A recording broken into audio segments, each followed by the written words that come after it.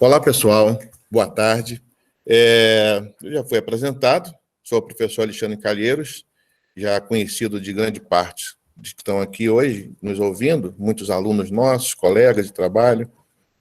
Em primeiro lugar, eu quero parabenizar a Green Synergy e parabenizar também a Universo, na pessoa do seu diretor Anderson Freire, por essa aproximação da universidade com as empresas afins, empresas que desenvolvem trabalhos com filosofia afinadas com a filosofia da Universo. Eu digo isso porque no curso de Engenharia Civil, a gente já tem como praxe realizar anualmente no mês de outubro a Semana de Engenharia e Sustentabilidade. Essa semana ela já vem ocorrendo desde 2016. Portanto, este ano, em 2020, quero crer de forma presencial, talvez não, mas se não for, será de forma remota, realizaremos a nossa 5ª Semana de Engenharia e Sustentabilidade. Semana essa onde nós discutimos temas variados, todos eles relacionados à sustentabilidade do planeta, relacionados ao que a engenharia pode fazer para contribuir com a manutenção da vida no nosso planeta. E aí eu fiquei muito feliz quando fui convidado para esse evento, porque ele vem de encontro a tudo isso que nós já fazemos na nossa graduação. Deixa eu compartilhar aqui uma tela, que o nosso tema é bastante instigante e preocupante, que é o que fazer com o nosso resíduo, o que fazer com o lixo que nós produzimos.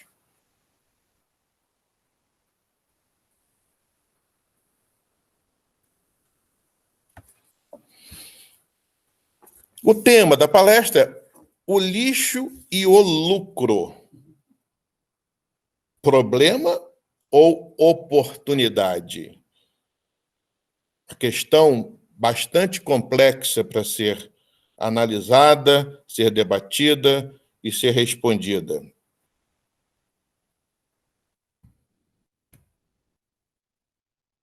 Começo com essa pergunta: como o ser humano interage com o ambiente? Qual é a relação antrópica que nós temos com a nossa grande casa? Como que o ser humano vem agindo no planeta Terra ao longo das décadas? Isso é fundamental, porque o ideal é que o uso dos recursos naturais sejam baseados numa intuição ecológica de processos não lineares. Isso seria um processo de baixo impacto ambiental. Não podemos ter um processo linear num país, ou melhor, num planeta onde os recursos são finitos e o planeta também é finito. Então, o que fazemos hoje? Qual é o cenário real? É uma cadeia produtiva linear, onde nós extraímos a matéria-prima, utilizamos os recursos, tratamos, transformamos a matéria-prima em bem de consumo, consumimos e depois descartamos os resíduos.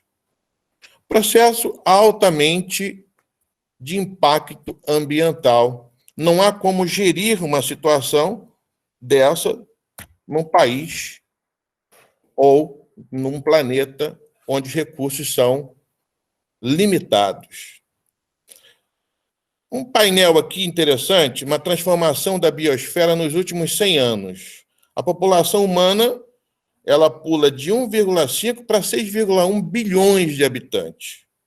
A atividade econômica aumentou cerca de 10 vezes de 1950 a 2000. Olha, 50 anos. Maioria dos pesqueiros mundiais sobreexplorado. Atmosfera, aumento das concentrações de gás estufa.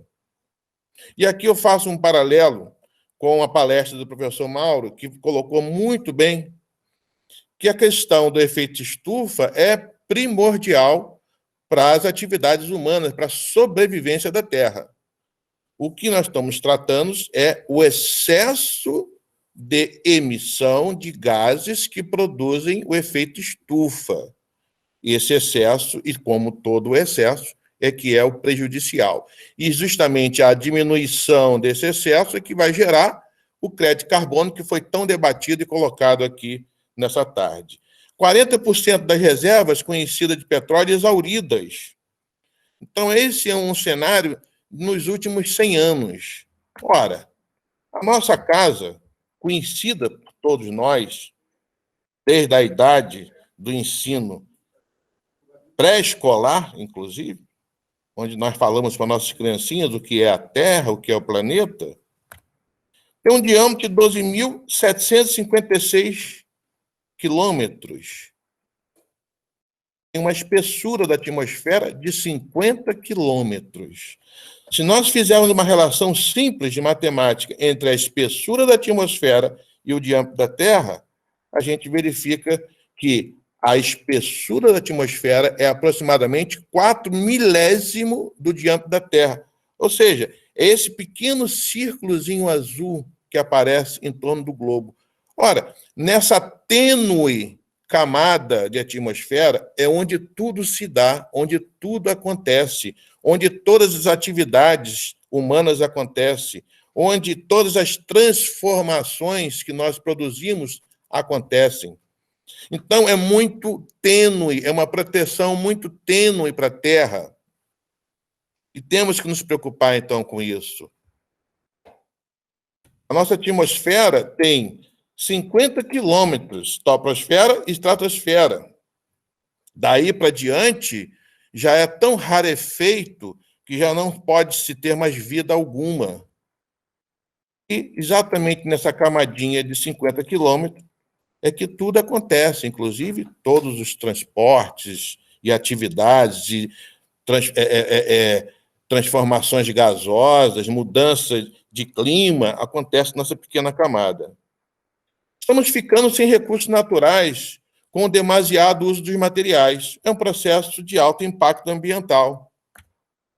Não se pode gerar um sistema linear num planeta finito. Vivemos num planeta finito de recursos finitos. E somos uma sociedade de consumidores. E somos impelidos a consumir porque nos dizem diuturnamente que consumir é bom. Nós ligamos a televisão e ela nos manda consumir. Nós vamos à rua, a rua nos manda consumir. Nós somos consumidores exacerbados. Nós devoramos todos os recursos.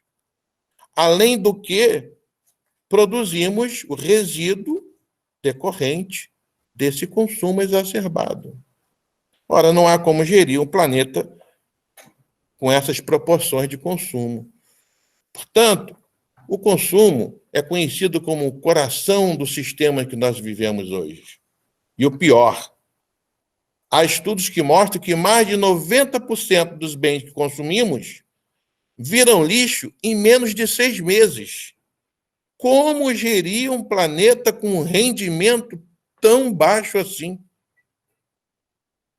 Muito complicado, impacto ambiental muito alto.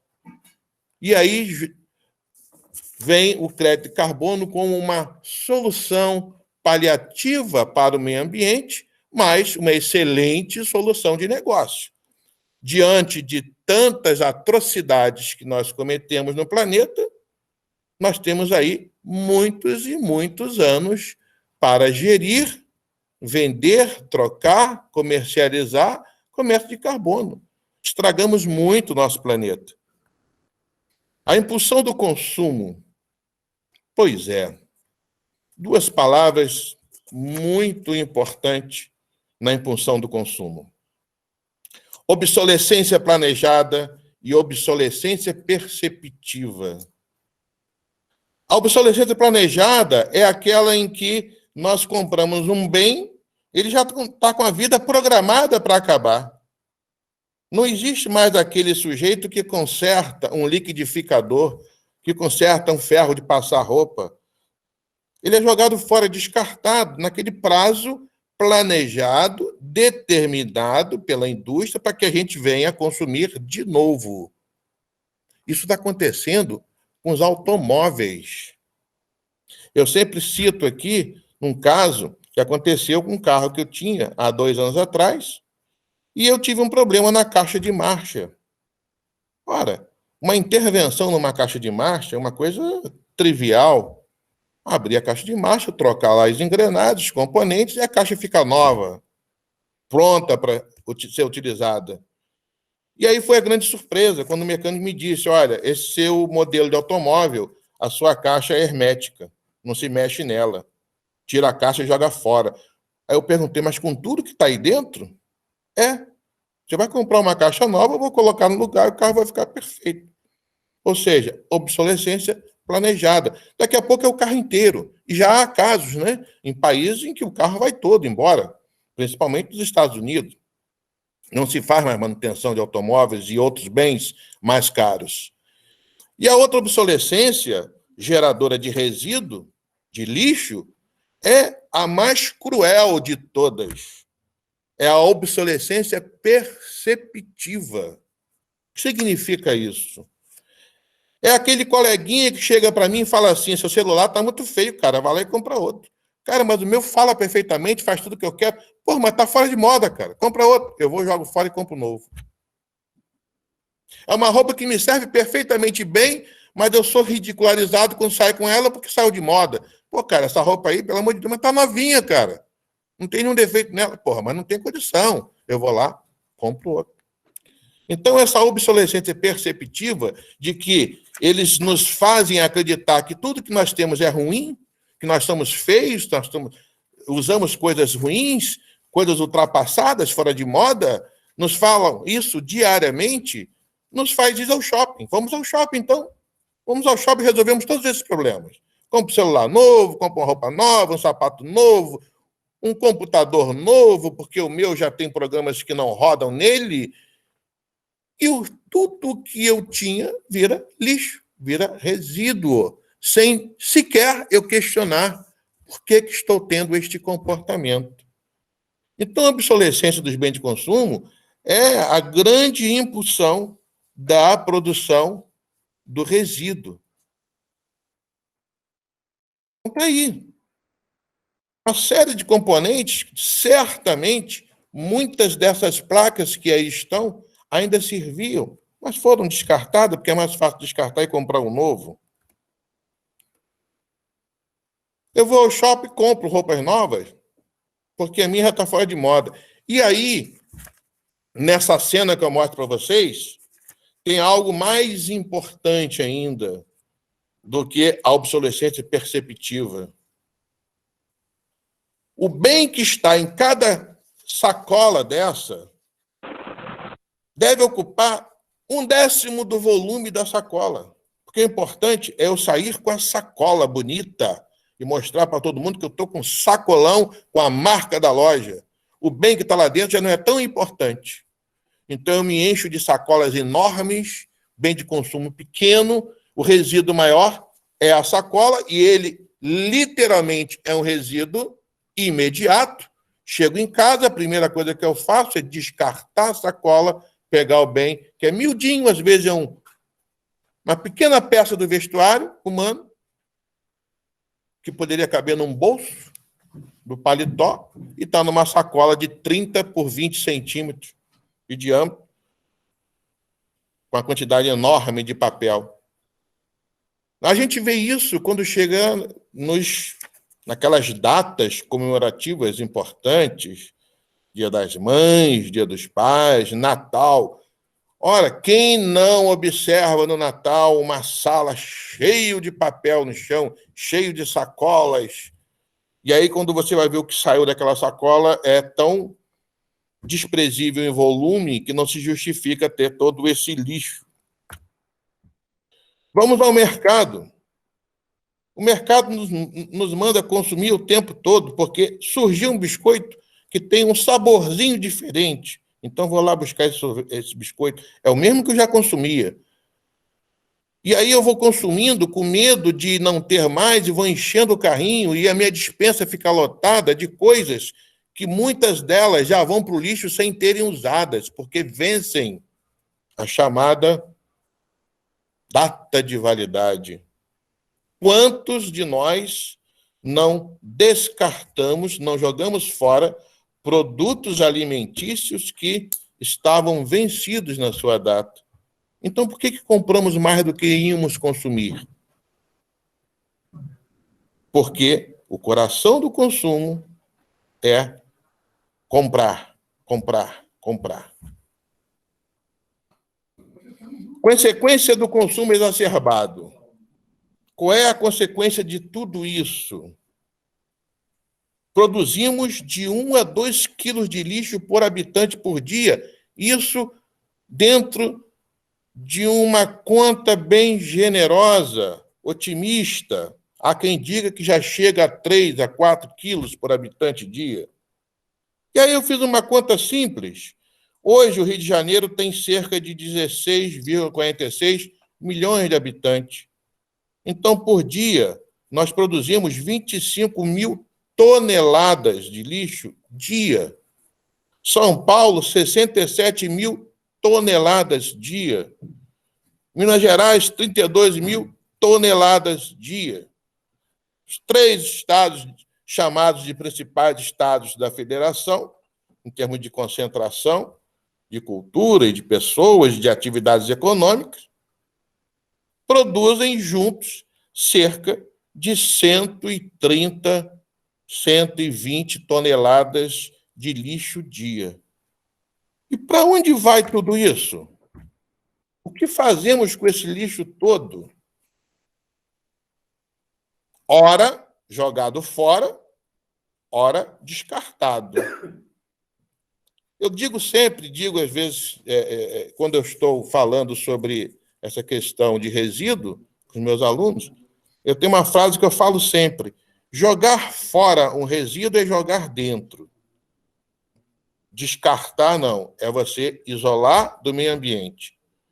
Jogar fora, estou jogando dentro do meio ambiente. Então, estou jogando o resíduo pela janela do automóvel, joguei para fora do automóvel, mas joguei dentro da praia, que no dia seguinte eu vou utilizar. Então, jogar fora é uma destinação inadequada e ilegal. E descartado é uma destinação adequada e ilegal, mas ainda com todos os seus quesitos de impactos ambientais.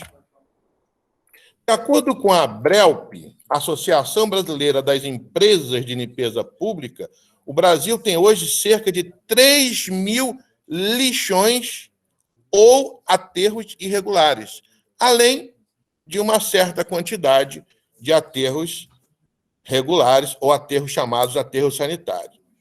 Então, é uma quantidade enorme de resíduo que há no Brasil, que fica lá exposto ao meio ambiente, causando toda a sorte de mal ao meio ou de mal ao ser humano. São cenas já bastante conhecidas, cenas urbanas bem conhecidas de todos nós. Nos rios, nos canais.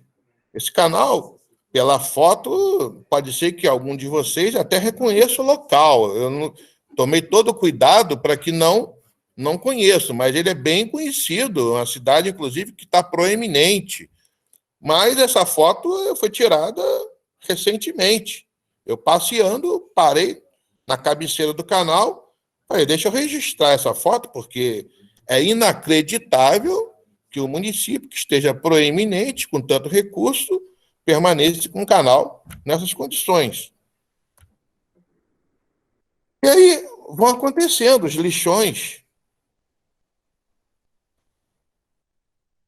Que isso, acupuntura? Não, hospitalar jogado no rio. Então, há um impacto nos nossos corpos hídricos, rios, lagos, praias. Menino lá manipulando resíduos, inclusive perigosos, que são resíduos hospitalares, com alto poder de contaminação por micro-organismos, patógenos à vontade dispostos nesses resíduos hospitalares. Nossa Baía de Guanabara, essa cena não é difícil de encontrar, essa também não, essa também não. Basta que haja um temporal bem grande, bem forte na cidade, onde o temporal faça a varredura hídrica de toda a superfície da cidade e vamos à praia. Logo que termina o temporal, vamos encontrar exatamente esse cenário. Foto bastante artística, mas é uma foto real, não é uma montagem. Enfim, então vou destinar agora corretamente ambientalmente seguro, dito pelos especialistas, pelas legislações, nos chamados aterros sanitários. De fato, é uma obra de engenharia, eu me orgulho, inclusive, de ter participado de alguns, da concepção e da construção de alguns, mas ainda assim é um depósito de lixo. Quantos aterros sanitários eu tenho que construir para dar conta de toda essa produção? Então, uma produção desenfreada. Cenário hoje, 12,6% possui aterro sanitário, 59% deposita a céu aberto, 16,8% aterramento controlado de lixo, 0,6% vazadores em áreas alagadas, 2,6% aterros de resíduos especiais, 21 domicílios sem acesso, 21% de domicílio sem acesso à coleta, 149 mil toneladas dia, 80% de domésticos e comerciais, e resíduos de saúde, 10% com risco potencial. 8,2% com coleta seletiva, apenas, é muito baixo, apesar de todas as campanhas que se fazem, e esse é o cenário que nós temos com relação ao resíduo, ao lixo. Essa fonte, Pesquisa Nacional de Saneamento Básico, 2010, a fonte de 2010, é possível, não sei, pode ser até que certamente esse cenário modificou, não ter ainda se para melhor ou se para pior. Sobrecarga da terra em 2019. Foi falado aqui, nosso companheiro Anderson, acho que foi o Caldeira, né? Caldeira falou sobre o problema de esgotamento dos nossos recursos. E aí é muito interessante porque pela primeira vez eu ouvi num seminário alguém dizer o que eu sempre venho dizendo e sempre achei que é a grande desvantagem do crédito carbono. Crédito carbono jamais pode ser e deverá ser encarado como uma chancela para se poluir o ambiente. Crédito carbono não é isso. Não é para chancelar a poluição. Não é fazer o mau uso do crédito carbono. Não é, então, eu sou um país verde, todo dentro da legislação, esbanjando proteção ambiental e vendendo para um país vizinho totalmente aniquilado. Na média, nós estamos na mesma situação. Na média, nós estamos meio ruins. Um está muito bom, outro está muito ruim. Só que os países não são dissociados da terra. Estão todos revestindo a crosta.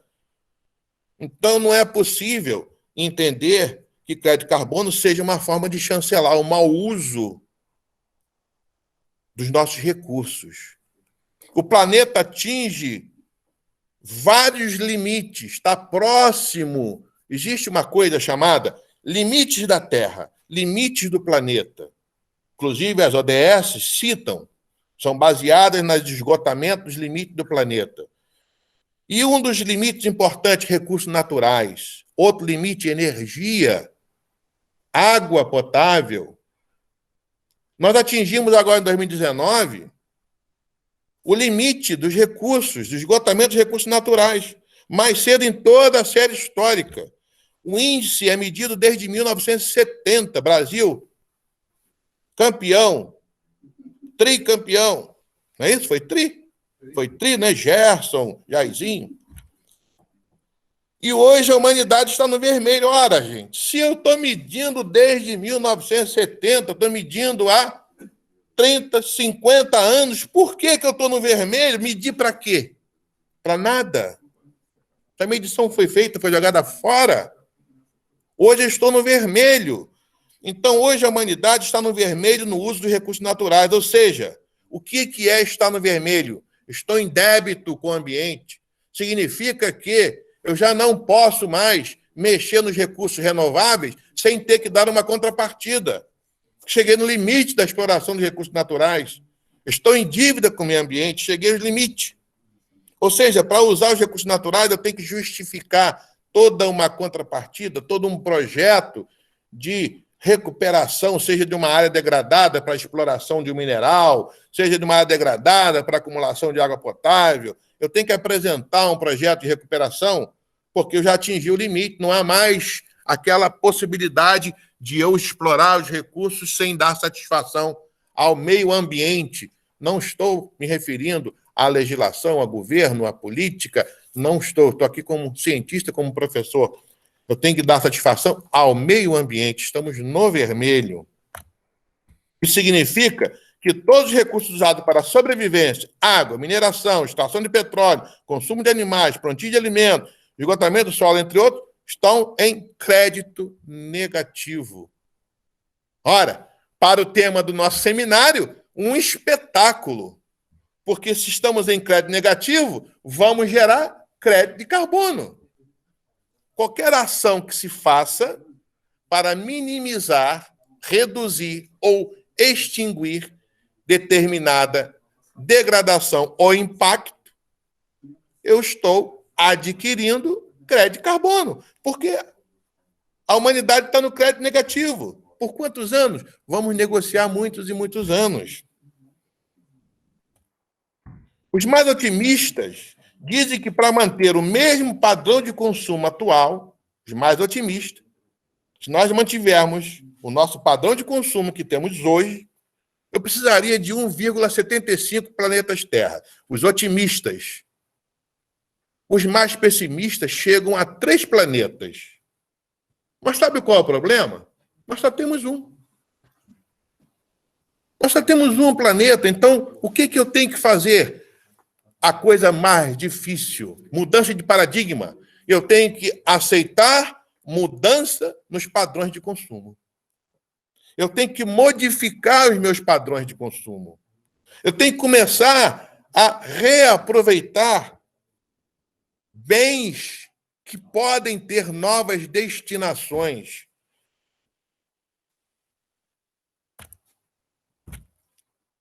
Aplicar a política dos 4 R, já foi de 3. Já botaram mais um R. Daqui a pouco eu vou botar um 5º. Aplicar a política dos 4 R's em gestão de resíduo, que é reduzir, reutilizar, reaproveitar e reciclar. E aqui vem o crédito de carbono direto na política dos 4 R.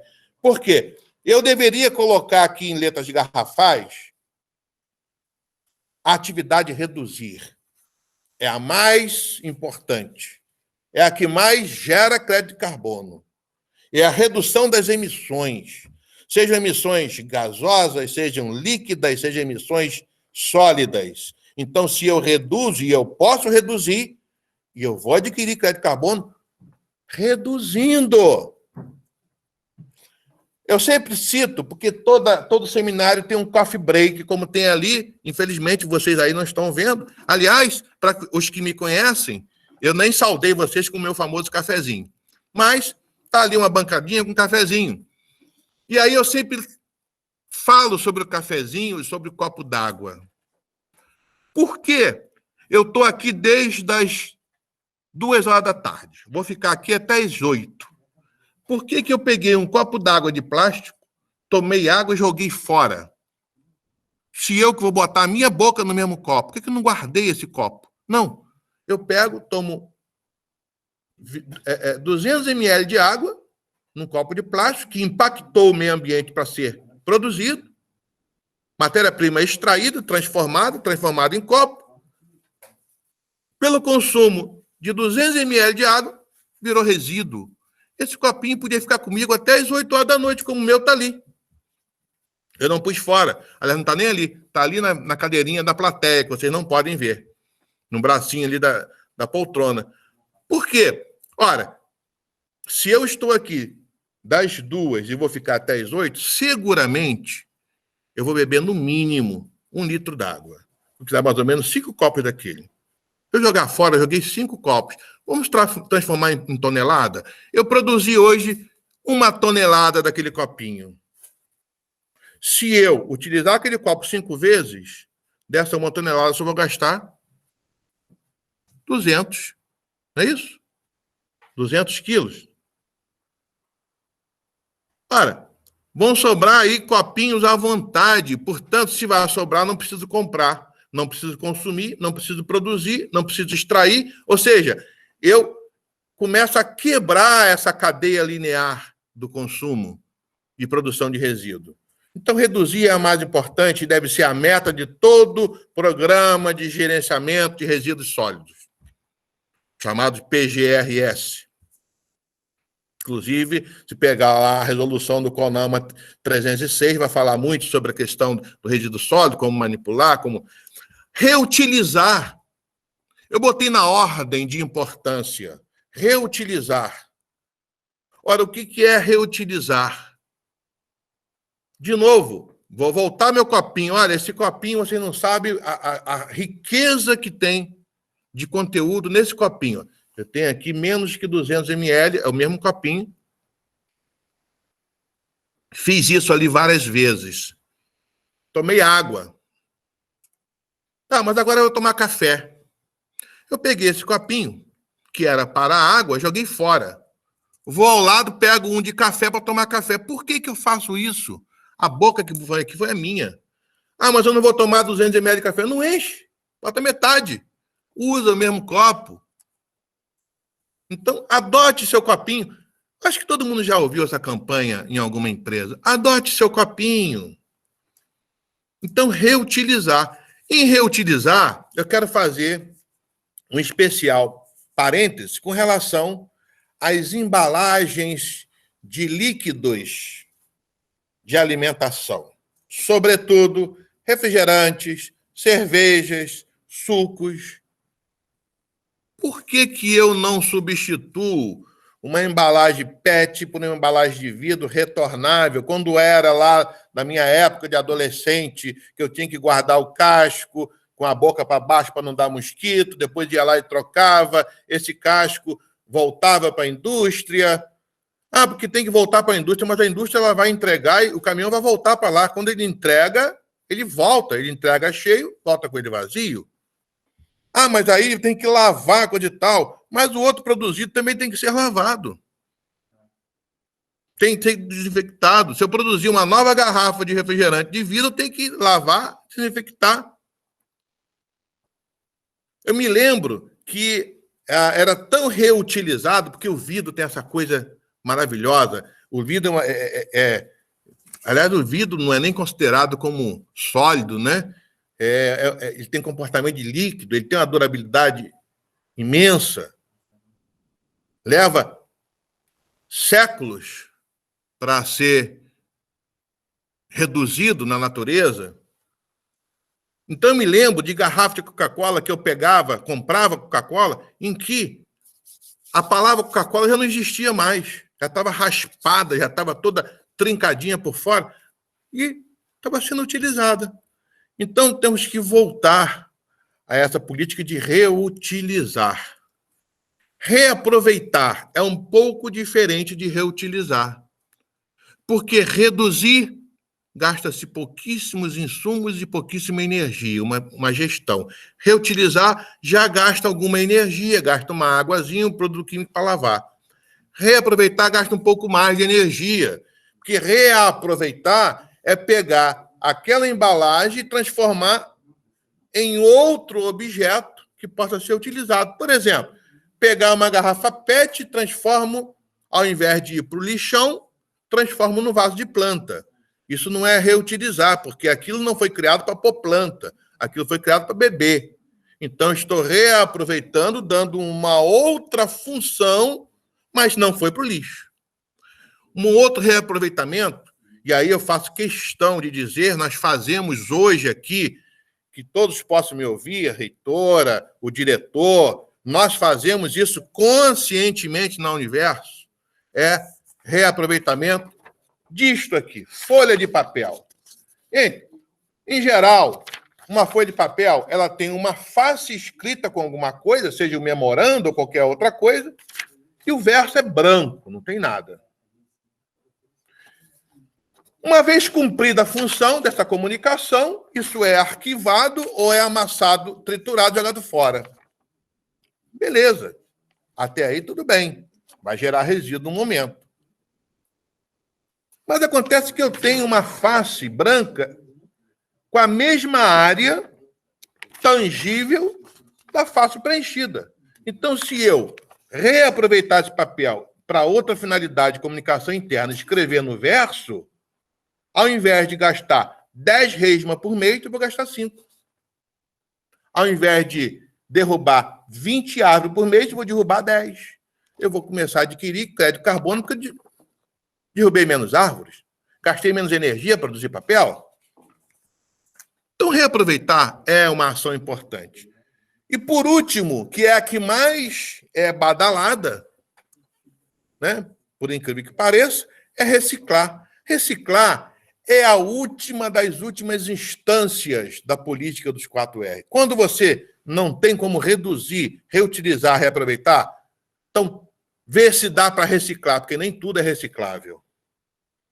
Só que reciclar gasta uma energia elétrica enorme, gasta produtos químicos, gasta muita água, muita mão de obra, então é caro. Um exemplozinho só para vocês terem uma noção de como é caro. Para fabricar 1 tonelada de papel, eu gasto 100 mil litros d'água, 5 mil quilowatts de energia elétrica e 2,5 barris de petróleo. Para 1 tonelada de papel. Muito bem.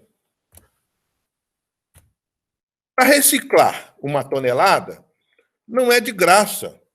Gasto menos, evidentemente. Mas gasto ainda 2 mil litros de água, 2,5, veja que a energia nem caiu tanto, a água caiu muito mais, 2,5 mil quilowatts de energia elétrica, mas com um particular, papel de qualidade inferior. Nem tudo eu posso fazer em papel reciclado. Para a gente ter uma noção da comparação dos dois casos, cada tonelada de papel reciclado evita a derrubada de 16 a 30 árvores. Aí, Pedro, aí entra o crédito de carbono. Tudo bem. Reciclar também gera crédito? Claro que gera. Mas eu gasto. Para gerar, eu tenho que gastar dinheiro. Eu tenho que fazer conta. Ok? Passei do tempo, né? Falei demais? Ih, rapaz.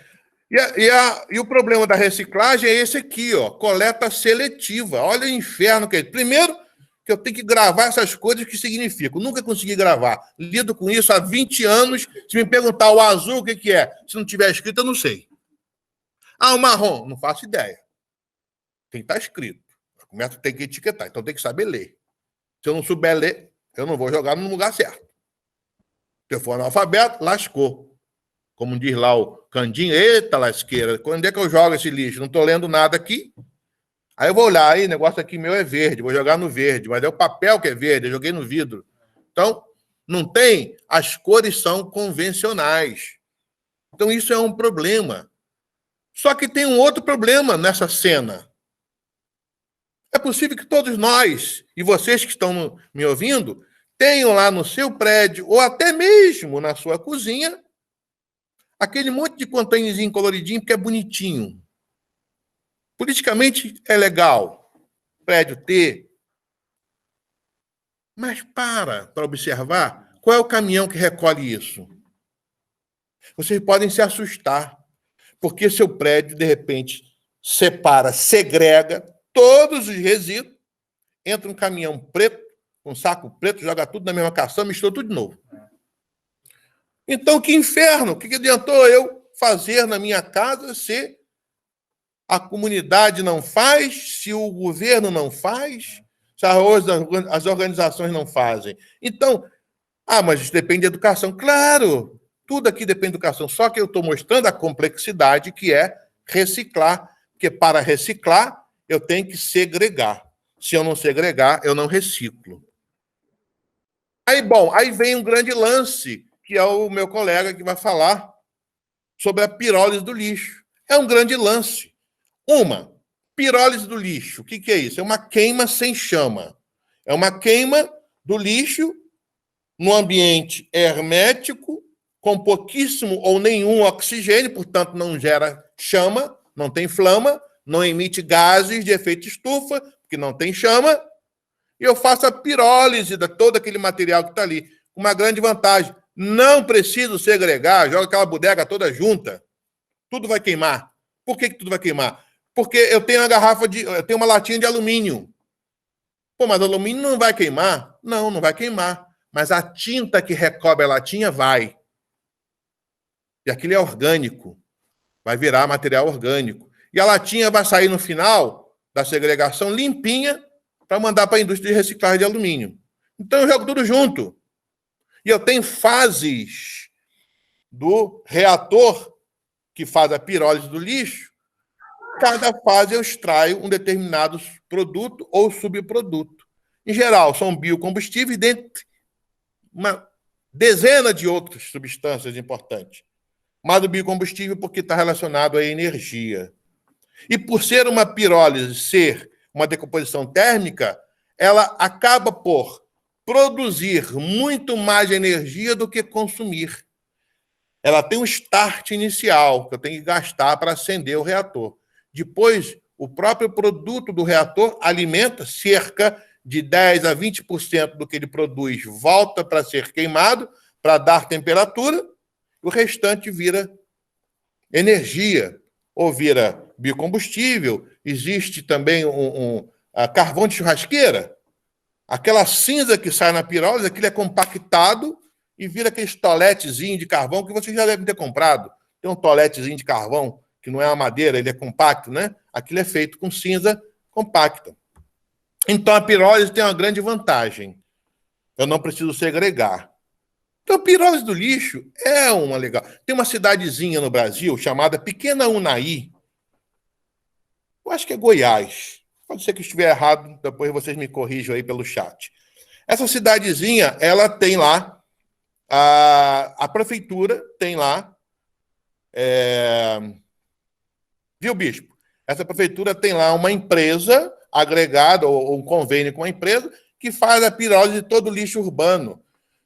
Então, o que ela economiza? Primeiro, economiza no transporte do lixo, economiza na segregação, na deposição. O ambiente agradece, a empresa da pirólise vai lá, recolhe aquele lixo do jeito que está, põe nos galpões dela e faz lá a sua transformação.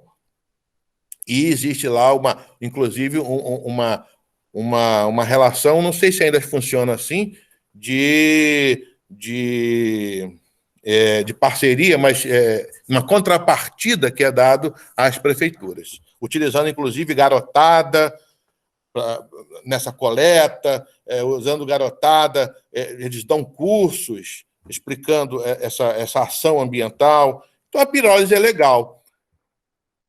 Sob o ponto de vista energético, como eu falei, ela é autossustentável, pois ela produz uma energia que consome. Mas, olha, não vamos confundir pirólise com energia de biomassa. Não é biomassa. Pirólise é lixo. É do lixo.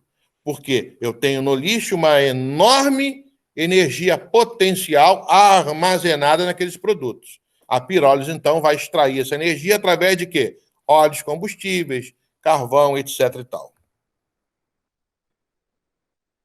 Muito bem. Eu acho que eu já falei demais. Isso aqui para mostrar aqui o que é biomassa. Então, a pirólise do lixo, só para encerrar, é uma alternativa econômica para a destinação do lixo sólido urbano. É um processo que é utilizado antes do descarte. Então, eu evito que esse lixo vá parar no lixão ou vá parar, como nós vimos aqui num canal, ou vá parar na praia. E a pirólise, então, é também uma ação importantíssima para se adquirir crédito de carbono, no sentido em que você está extraindo do meio ambiente esse resíduo. Papel da engenharia, para encerrar. Qual é o papel da engenharia? Já que eu sou engenheiro, qual é o papel da engenharia e que eu falo na nossa Semana de Engenharia e Sustentabilidade. Possibilitar mudanças no processo produtivo de consumo que resultem em menor agressão ao ambiente e que favoreçam e amparem a busca do desenvolvimento sustentável. E a reflexão ambiental que eu deixo. 5 de junho, Dia Mundial do Meio Ambiente. Há cerca de um mês, comemoramos o Dia Mundial do Meio Ambiente em isolamento social imposto pela pandemia do Covid-19. Vamos aproveitar para rever nossos padrões de consumo e dar maior sobrevida ao nosso planeta. Muito obrigado pela atenção e pela paciência de vocês.